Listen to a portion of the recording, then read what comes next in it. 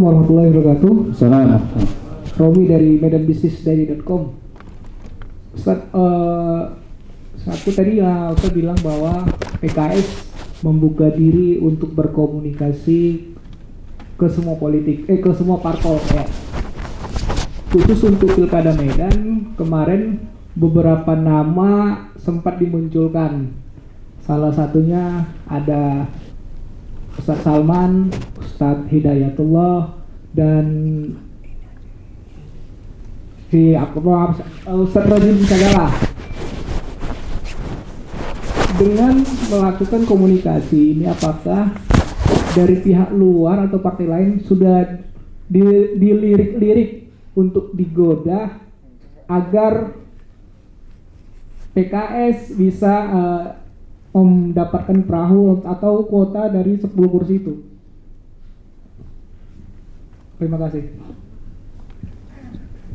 Ini masalah goda-menggoda ya. Jadi PKS di Kota Medan kan dapat 8 kursi. Untuk mengusung calon kepala daerah ataupun wakil, kita perlu 2 kursi lagi. Sebetulnya komunikasi yang tidak resmi itu sudah kita mulai ya. Sudah terus berjalan dengan beberapa orang ya, hatta beberapa parpol insyaallah. Cuma hasilnya belum bisa kita sampaikan di sini. Komunikasi terus kita bangun dengan seluruh parpol yang ada di Kota Medan kita untuk mengusung calon kepala daerah yang ada di Kota Medan. Terkait dengan nama-nama yang muncul tadi, Ustadz Salman Al-Farisi, kemudian Ustadz Hidayatullah, Ustadz Rajin Sagala, ini aspirasi masyarakat ya. Ternyata ada masyarakat yang menginginkan agar Ustadz Salman maju lagi ya. Kita tampung aspirasi ini agar Ustadz Hidayatullah maju juga jadi calon wakil calon wali kota Medan, Ustadz Rajudin juga. Ini semuanya kita tampung. Ini namanya proses apa? Proses penjaringan ya. Supaya nanti kemudian kita saring siapa yang paling pas untuk kita jadikan calon wali kota, bukan wakil, calon wali kota Medan insyaallah. Nanti keputusannya di DPP ya. Itu aspirasi kita tampung semua. Silakan masyarakat ingin mengusulkan, silakan ya, bebas. Pak Misto misalnya di Sergei, kemudian siapa lagi, Pak Amsal di Tebing Tinggi, kemudian Bang Abdurrahim di Padang Sedempuan, Bang Hadian di Batubara ya, siapa lagi, Bu Diaul Hayati kemarin masuk juga katanya untuk calon wali kota Medan ya, Bang Efriansa di Siantar ya. Ini ada sudah suara-suara yang seperti itu ya, silakan ya. Ini adalah putra putri terbaik Sumatera Utara dari Partai Keadilan Sejahtera insyaallah. Satu lagi, untuk Medan sendiri dengan 8 kursi kan pinginnya jadi orang nomor 1. Terus seandainya di perjalanan dengan dilakukan komunikasi memutuskan bahwa PKS nomor 2, itu gimana nanti Ustadz? Sekarang yang paling tinggi suaranya adalah PKS itu nomor 2 ya, nomor 2 tertinggi. Nah, selebihnya itu di bawah. Nah, ini kan kita sebetulnya sudah cukup banyak di antara kita ini menjadi wakil. Ustadz Salman wakil wali kota, Pak Sigit pernah juga wakil wali kota, pernah juga calon wali kota. Sebelumnya juga ada lagi wakil wali kota. Ya pengennya kita jangan wakil melulu lah gitu. Ya, sepertinya ada analisa begini. Coba kalau PKS itu jangan wakil gitu. Coba PKS jadi wali kotanya. Insya Allah menang itu katanya. Terima kasih Pak. Ya baik. Ada yang lain? Silakan.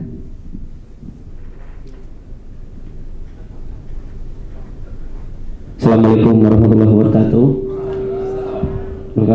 Saya Iman Harahap dari Waspada Online. Yang mau saya tanyakan gini Ustaz, untuk Pilkada Sumatera Utara, itu kira-kira tokoh-tokoh potensial yang akan diusung PKS itu kira-kira sudah ada nggak nama-namanya dari internal PKS sendiri? Kemudian ini kan PKS hanya dapat 10 kursi di DPR Sumut, pastinya akan berkoalisi dengan partai lain. Berkaca dari Pilpres, apakah koalisi yang di Pilpres itu Nasdem, PKB dan PKS itu akan terjalin di Pilkada Sumatera Utara? Yang itu yang pertama. Yang kedua kemudian soal Pilkada DJ, itu kan PKS bisa mengusung sendiri dari perolehan kursinya. Sejauh ini yang kita lihat dari isu yang berkembang, nama Bang Hendro Susanto itu muncul sebagai calon wali kota. Itu bagaimana PKS? Apakah akan mengusung Bang Hendro Susanto di BJ? Terima kasih, Ustaz. Jadi terkait dengan Pilgub ya, kita punya tokoh nasional ya, internal kita ada Pak Tifatul Sembiring, ada Ustadz Ansori Siregar, ada Ustadz Iskan Kolbalubis, ada Ustadz Hidayatullah ya. Itu untuk yang nasional ya, saya pikir layak untuk menjadi calon gubernur Sumatera Utara ataupun calon wakil gubernur Sumatera Utara. Cuma kita tahu diri lah, ya kan, cuma kita 10 kursi, ya yang lain ada yang lebih banyak dari kita. Nah, tentu kita harus juga berkoalisi dengan partai yang lain. Intinya PKS siap berkomunikasi dengan semua partai, PKS siap memberikan kader terbaiknya untuk berkhidmat di Sumatera Utara. Kita punya banyak tokoh nasional, tokoh Sumatera Utara pun banyak juga di kita, ya seperti Ustadz Salaman ini kan, ibu-ibu udah banyak yang tahu sama beliau, ya.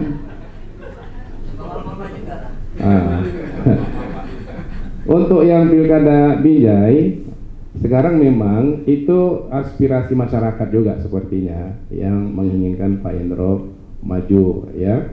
Tadi kita biarkan aspirasi ini bergulir, ya, masih yang sama proses di struktur kita itu terus berjalan. Yang namanya penjaringan terus penyaringan ini terus berjalan. Semakin banyak orang yang disosialisasikan untuk menjadi calon kepala daerah itu makin bagus, sehingga nanti mengerucut kepada yang terbaik yang potensial untuk bisa menang di pilkada. Demikian. Iya. Ini ada yang menarik nih, Ustaz. Baru-baru ini kan dari kader PDIP menyatakan bahwasanya banyak masyarakat ini menghalang-halangi kalau ada kemudian wacana untuk PKS itu berkoalisi dengan PDIP, karena memang PKS dengan basis masanya yang kuat dan PDIP dengan kader basis masanya yang kuat. Ketika kemudian kekuatan ini digabung, mungkin akan menjadi kekuatan baru untuk khusus di Sumatera Utara. Nah, bagaimana PKS membuka ruang komunikasi politik dengan PDI Perjuangan? Apakah ada kemungkinan koalisi ini akan terbangun di Pilkada Sumatera Utara 2024? Terima kasih, Ustaz. Kita PKS ini kan partai terbuka, rahmatan lil alamin, ya. Kita siap menjalin komunikasi dengan semua partai, sebagaimana di provinsi yang lain, di kabupaten kota yang lain juga ada yang berkoalisi dengan PDIP. Jadi bagi kita sesungguhnya secara prinsip partai Islam rahmatan lil alamin itu tidak ada masalah, insyaallah. Tapi dengan visi misi untuk mencapai Sumatera Utara yang jauh lebih baik, lebih adil, lebih sejahtera, kita bersatu pada visi dan misi. Demikian. Bismillahirrahmanirrahim. Assalamualaikum warahmatullahi wabarakatuh. Terima kasih kepada rekan wartawan, Ketua DPW, Wakil Manajer, kemudian Sekretaris, kemudian Ketua Panitia Penjaringan dan Penyaringan. Tentunya mekanisme penjaringan sudah dibuatkan ya panduan teknis di Partai Keadilan Sejahtera di Sumatera Utara, ya, bahwa baik itu dari kader atau anggota partai itu melakukan memberikan aspirasi terkait dengan calon-calon, ya. Nanti mungkin akan mengerucut kepada beberapa nama. Kemudian diharapkan dari proses ini juga akan terjaring banyak nama yang diusung oleh masyarakat. Ya, mudah-mudahan kita dari PKS ini mendapatkan banyak nama sebagaimana yang disampaikan oleh Ketua DPW tadi, ya, sehingga kita banyak pilihan. Ya. PKS sangat berharap masyarakat juga banyak pilihan, jangan sampai hanya 2 pasang, apalagi 1 pasang calon ya. Kalau bisa semakin banyak pilihan ya semakin memberikan alternatif yang banyak kepada masyarakat. Kemudian juga tentunya terkait dengan masalah siapa yang dicalonkan dari internal PKS, ya itu nanti akan mengerucut kepada beberapa nama sesuai dengan mekanisme yang sedang berjalan dalam penjaringan ini. Jadi dari mulai hari ini ke depan ini terus akan berjalan, Bang, baik itu dari internal PKS, ya anggota-anggota akan menyampaikan aspirasinya terkait dengan bakal calon, baik itu gubernur, wakil gubernur maupun wali kota, wakil kota, bupati dan wakil bupati se-Sumatera Utara. Kemudian juga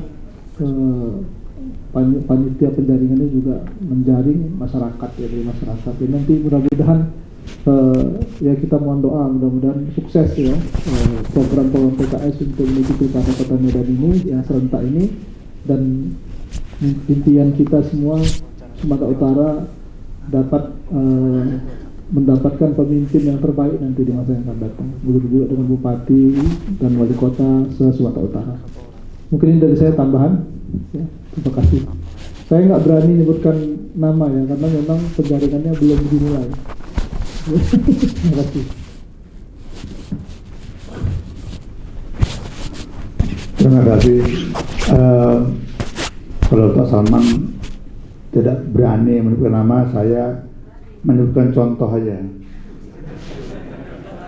Contoh nama untuk calon gubernur Sumatera Utara misalnya dari PKS. Tadi kan baru 1 nama. Apa salahnya misalnya Ustaz Usman juga diajukan menjadi calon gubernur Sumatera Utara, ya. Karena kita sudah punya track record juga gitu ya kan, untuk mengajukan kader di Sumatera Utara ini dan terpilih yang menjadi wakil gubernur atau menjadi gubernur Sumatera Utara. Ya insya Allah karena jejak sudah ada, tinggal mengikuti jejak itu sampai kemudian Allah memberikan takdir yang baik bagi masyarakat Sumatera Utara melalui pilkada serentak ini. Kemudian koalisi dengan siapapun prinsipnya kan PKS kan tadi terbuka gitu ya. Cuma barangkali dipersepsikan PKS ini payah kalau koalisi dengan PDI Perjuangan. Padahal bisa dibuka jejak digitalnya Pak Jokowi itu periode pertama itu koalisi PKS dan PDI Perjuangan. Nah, itu Pak Jokowi di Solo, ya kan. Kalau di Pilpres ya nggak apa-apa, namanya dinamikakan beda lah kita gitu ya kan. Nah gitu. Jadi dan banyak lagi kita sebetulnya berkoalisi dengan teman-teman PDI Perjuangan. Di samping juga tadi apakah tetap dengan PKB dan Nasdem gitu, linear gitu. Ya itu juga bisa juga diperluas gitu. Jadi nggak kaku, karena memang politik itu tidak boleh kaku pula gitu kan. Kita mesti luwes sepanjang agenda kita bisa kita ketemukan yang untuk sama-sama kita jalankan.